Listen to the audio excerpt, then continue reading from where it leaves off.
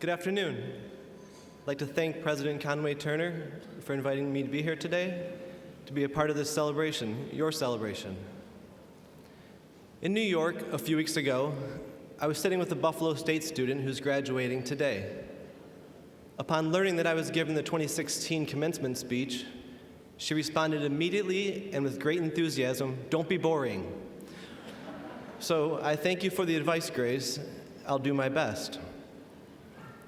But I'm truly honored to be standing before you on this stage, a stage you will soon walk across and officially be known as a Buffalo State College graduate. What you do with that title, with all the hard work you've put in, all that you've accomplished over the last 4, 5, maybe even 6 years, it's up to you, to luck, to fate, and whatever else you may believe in. But mostly, it's up to you. And that's what I'd like to speak about for the next hour and 45 minutes or so. An anecdote to start off. November 16th, 2002. I was finishing my undergraduate degree and living with 2 roommates in an upper apartment on Tremont Avenue, not far from this very building. There we go. At the time, Tremont Avenue was a community amongst itself, and it sounds like it still is. The majority of the homes on that one block housed students who would gather together and do those incredibly brilliant things college students do when en masse. You likely have some idea of what I mean. The apartment I lived in was particularly special, and not just because my roommates were 2 of my closest friends, but because we had an 8-foot homemade bar with a built-in kegerator. And on that cold November day back in 2002, we were hosting a party to make the best use of said bar and kegerator. There were, however, 2 variables that made that night's gathering different than others we'd had before. One, our electric bill was due, and we were all but broke. Any foreseeable income was at least another week away. 2, earlier that day, I'd been editing a short film. My iMac had been connected to a 13-inch tube television, which I used as a second screen to play back the footage I was editing. The system worked well until that afternoon when the TV died. Admittedly, it was old. The time had come to give up its ghost. We 3 realized that we were facing quite the dilemma. But, as I'm sure many of you have learned in your time here at Buffalo State, when you collaborate, when you put strong minds together, solutions present themselves. Fact. People love to break stuff. Perhaps it's human nature, I don't know, but it's a constant truth you can always rely on. So we forged ahead with a new agenda. A Sharpie marker, a raffle, $1 to enter, write your name on the dollar bill and toss it in the hat. Upon the drawing, a winner would be awarded the opportunity to throw the non-working television off our second-story porch and onto the concrete walkway below. Within 2 hours start time of the party, we'd made enough money to pay the electric bill and then some. At midnight, we held the drawing. Moments later, the 13-inch TV took a beautifully poetic flight from our porch to the sidewalk. And for those of you who have yet to experience such a feat, the sound of a tube TV exploding is a fantastic, magical noise. There were cheers from the neighborhood as all had gathered to watch. But the celebration soon settled. We went down to the crime scene, responsibly and promptly swept up the broken glass and plastic. The next day, we paid our electric bill. The next month, though, we found ourselves in a similar position. That time, a friend donated an old computer monitor. I'm sure you can guess its fate. So that was over 15 years ago.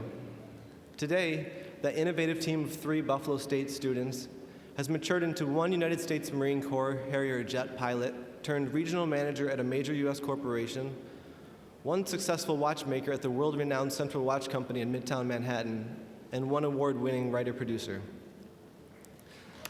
Thank you.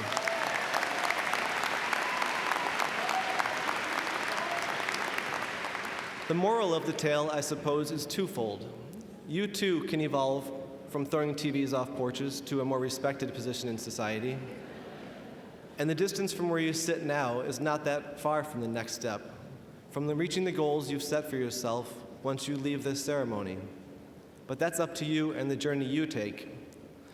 As for my own journey, I'll offer an abbreviated version with the hope that you might find something worthwhile within it or applicable to the one you're about to go on. As a fellow Buffalo State alum, I received a bachelor's degree in English in 2002 and a master's degree in multidisciplinary studies in 2004, a degree comprised of English and theater courses.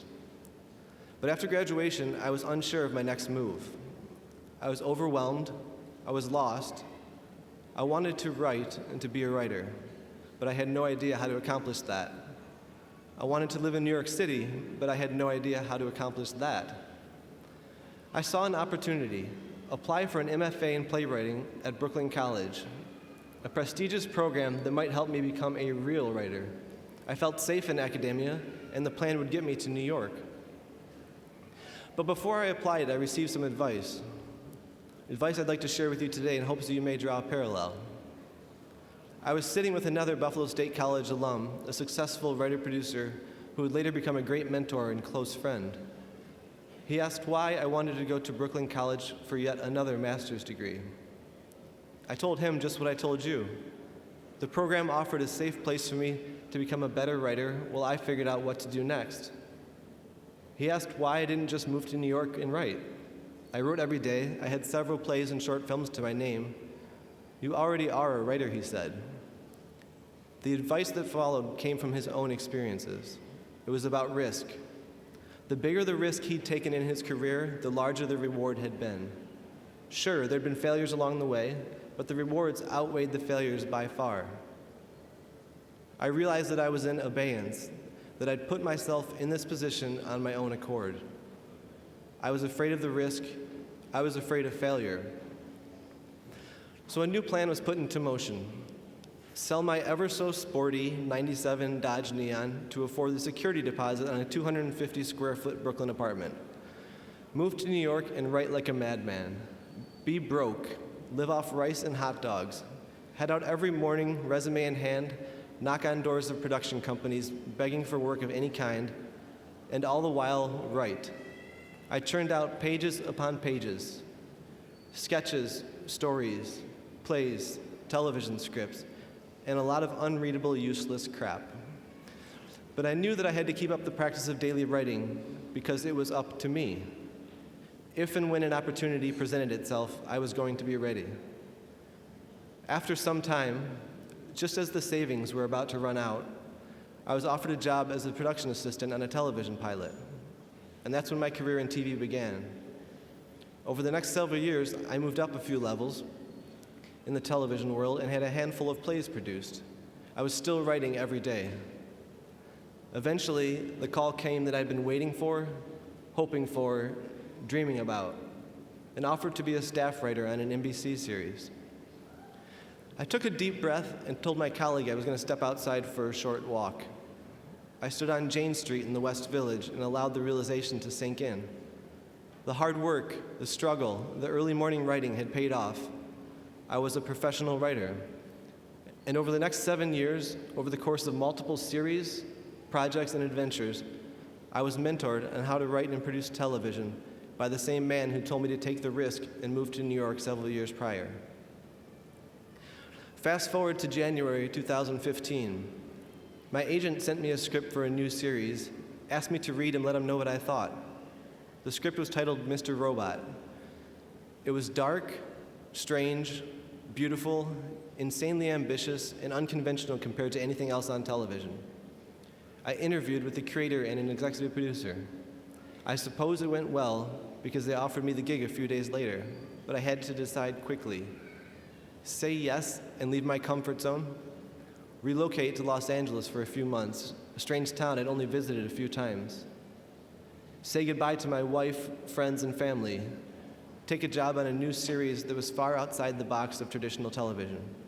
For me, it was one hell of a risk. I said yes. I took a flight from JFK to LAX. I met a new group of writers. We convened every day in a small studio in sunny Hollywood. We put our heads together, shouted out ideas, pitches, stories, wrote as hard and as best we could, then returned to New York to shoot. The first season of Mr. Robot won Golden Globe, Critics' Choice, American Film Institute, Gotham IFP, South by Southwest, Writers Guild of America, and Peabody Awards. Thank you. I had taken the risk. When I received the phone call from Buffalo State asking me to be the 2016 commencement speaker, I thought for sure they had the wrong number. It turns out they didn't, though, and a few days later, the reality hit me that I'd be standing up here, likely expected to offer some sort of advice of my own. I brainstormed for a time, jotting down ideas here and there, and put together a small list of ramblings that you may find useful at some point. Now, I don't expect any of these to change your life, but nevertheless, here we go. Spend time with the people you care about. I know this sounds all too easy, but it gets harder as you grow older. Trust me, life and work will try to get in the way, but do your best. When you have good fortune, remember that there are others who aren't in the same situation. There are many struggling alongside and below you, people who haven't had the same advantages, luck, or education as you. If able, pay it forward. Do favors for others. This past winter, I was about to cross a street in the West Village. An elderly woman of 80 years or more called to me, "Excuse me, young man, would you help me?" I looked ahead and saw that half of the crosswalk was a sheet of ice. "Of course," I replied. I held the woman's arm, carefully balancing her as we slowly moved across the street. Nearing the other side, she whispered to me, sweet as could be, "This ice is a true son of a bitch, and I swear to God I'm gonna fall right on my ass." She then shuffled off down 8th Avenue. Favors can be fun. Try to avoid fluorescent lights. They're ugly and they cause headaches. Travel, whether that means a drive to Ellicottville or a flight to Ballyferriter, a small town of 200 people out on the Dingle Peninsula of Ireland, where strangers speak to you in Gaelic at the only pub in town, Tiggy Mercu. They have a monthly trivia night on Saturdays, should you be interested. Though you have a better chance of winning if you speak Irish. Take time to enjoy the simple pleasures.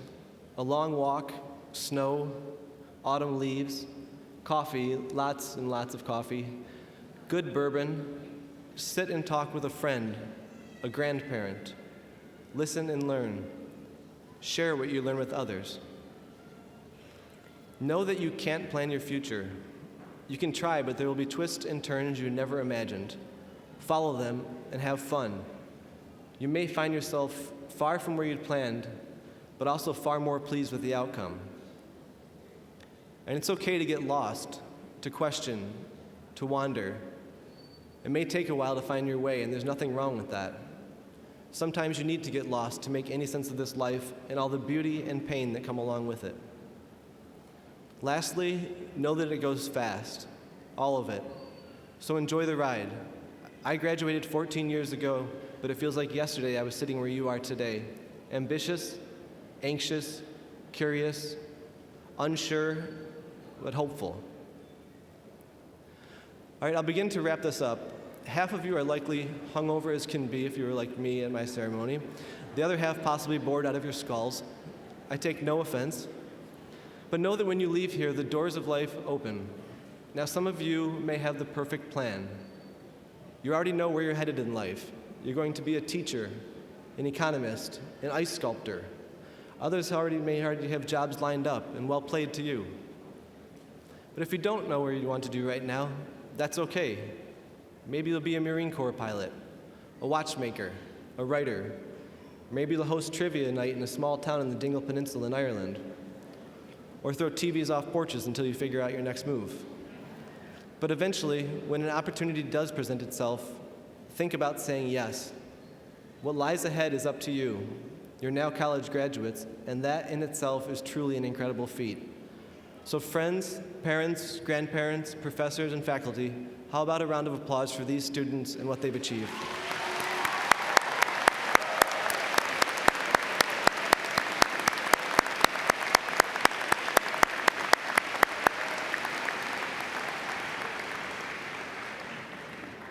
In closing, I'd like to share a quote from a man who had fantastic hair, Albert Einstein. Bear in mind that the wonderful things you learn in your schools are the work of many generations, produced by enthusiastic effort and infinite labor in every country of the world. All of this is put into your hands as your inheritance in order that you may receive it, honor it, add to it, and one day faithfully hand it to your children. Thus do we mortals achieve immortality in the permanent things we create in common. Allow me to say I'm grateful that I'll be witness to the future you will create and shape. Congratulations to you, the Buffalo State College Class of 2016. Break a leg.